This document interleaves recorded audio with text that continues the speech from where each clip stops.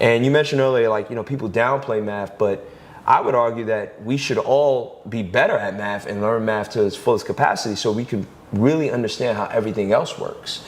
So what are your thoughts on, do you think math is just, numbers, or do you think it has a deeper meaning in our connection in the universe? It definitely has a deeper meaning in our connection in the universe. I think when people say math, immediately what they think of is x plus 3 equals 7. They think of these equations that were taught in school. Yeah. It's not really just that. That's the academic mathematics. But what is mathematics? It's a language, and it's just a way to describe the world. So when we say it touches everything, it's because math is meant to be a way to see everything in the world. It's a way to describe rates of change. It's a way to describe, as you mentioned, geometry, shapes.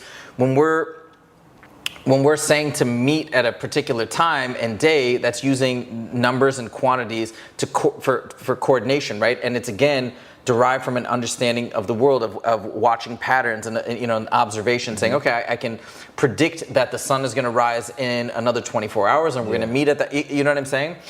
So I think that thought about what math is a lot of times gets lost just because we're so in that mindset of, oh, math is calculus. Do I need explicitly to take a derivative in my day-to-day life in the future? Maybe not, but everything else that is math, which is just describing the world in ways that other people can understand it, is constantly happening. Yeah, it's like when I took like an online course, this Harvard course online last year, and then you learn about things like deductive logic and logic, and you realize like how, you learn pseudocode, for example. But like when I started to understand pseudocode, I'm like, well, this is life. Like pseudocode is life. Pseudocode is like a very specific to-do list.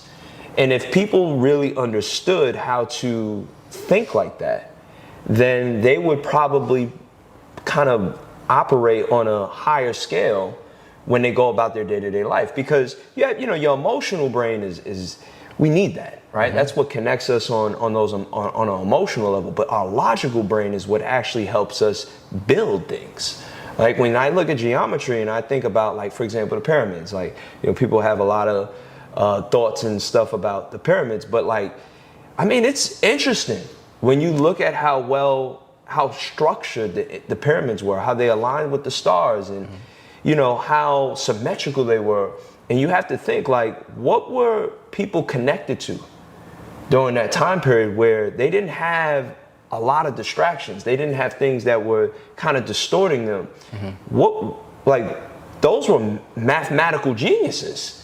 Whereas today, we're kind of like going backwards, where like we might, like, for example, you said people will downplay math, but it's like, well, if people were doing more with less.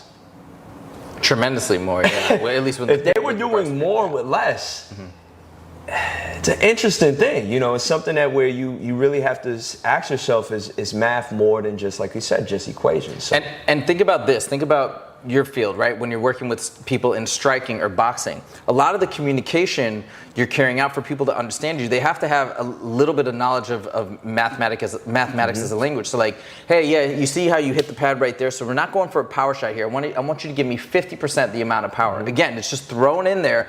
But that's really at the heart of math. It's communication. Or, all right, so you notice how you're coming on straight on. I want you to angle off at 60 degrees. Now, you don't have to say 60 degrees. You could show the angle, the change in angle. But again, you're using angles. You're using positions. Now, we want this to come from the bottom, not the top. Those are mathematic descriptors as well. They're just not, maybe we don't necessarily see it in math class. And it ties right in into my next question, which is, you work with math. I work with the body. How much of those two fields, how much are they related with one another? How much is it related to when you move your body and you take care of yourself physically? How does it tie into your work? How does it tie into your personal life? How does it tie do you share that advice with your students? Oh, yes. So if you're talking about, so I can talk about this in two ways. One, I can talk about the similarities in terms of training fighting and training math. There's a lot of overlap there. But for me specifically, why is training so important to me? And that's both lifting weights as well as training martial arts.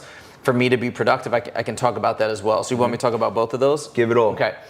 So I've talked about this a lot with my MMA coach. The biggest similarity, I kind of touched on this earlier, between teaching martial arts and teaching math is, again, students feeling safe. They gotta feel safe. I remember at the beginning, 5 years ago when I first started training, he was hitting me very lightly when we're sparring, stuff like that. And then I said, hey, would it be better, like, are you hitting me lightly because you're afraid I'm gonna get hurt? Because if you think it's gonna be better for my training, even though it's you may not be, whatever, you might be worried about my safety, but if I'm gonna learn more quickly, go for it. Maybe we can ramp it up to 50%, whatever, power or whatnot.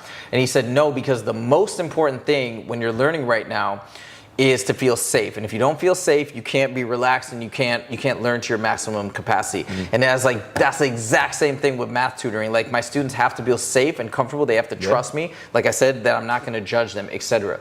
Now, when we're talking about the importance of physical fitness to do what I do, I work probably more than the vast majority of people, I would say. I mean, I always am working 7 days a week. I have a really busy tutoring schedule during the school year. Plus, I do all my social media myself. Plus, I manage a team of tutors as well. So I'm constantly doing stuff. I have a couple other YouTube channels. I have an MMA channel that I'm starting that's super fun.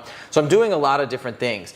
There's no way I could be doing all these things without staying on top of my physical fitness, staying on top of my diet, my health, all that stuff. I'm 44, okay? And I know a lot of people, I feel better than I've ever felt, and that's because I'm super, people say that, but I'm super dialed in. You look like a baby, man. Wow. Yeah, thank you. I'll take it as a compliment. But I'm super dialed in on the health and fitness side.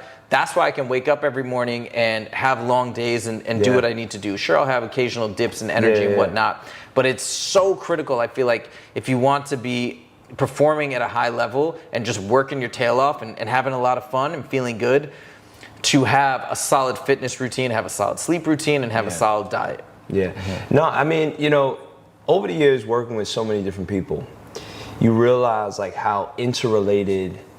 I mean, now there's a lot of research that's showing taking care of yourself physically has so much mental health components to it. Mm-hmm. And obviously, if your mental health is compromised, then it's going to affect, how you interact with other people. I know me personally, I'm lucky enough to move around with people, but I know when I don't move, I'm cranky. Mm-hmm. It's almost like a hangry for me. I'll tell you this too, just going back to what you're saying about working out, I'm so sensitive to it that if I try to go to the gym every day and do something, and if I miss a day, I'll miss a day occasionally, but I feel it. My sleep's messed up, and I feel off. I almost get a little depressed. Yeah. I'm very sensitive to it.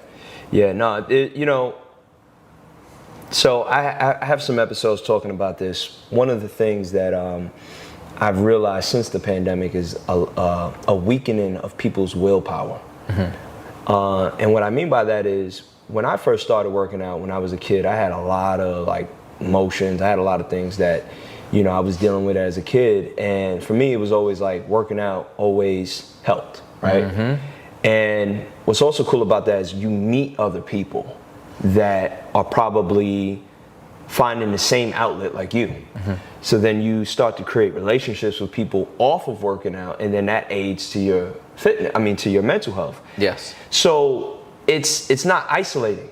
I think where, what happened in the pandemic is that everybody got so isolated, right? Meaning, when you take the classes that I teach, the group fitness classes that I teach, there's a sense of community. There's a sense of that everybody's pushing themselves and you're there and you're wanting to push yourself. And then you walk out of there, not only because you moved your body by yourself, but you moved your body with 20 other people. And people, I noticed that, for obvious reasons, people were isolated, people wearing masks, people were on quarantine.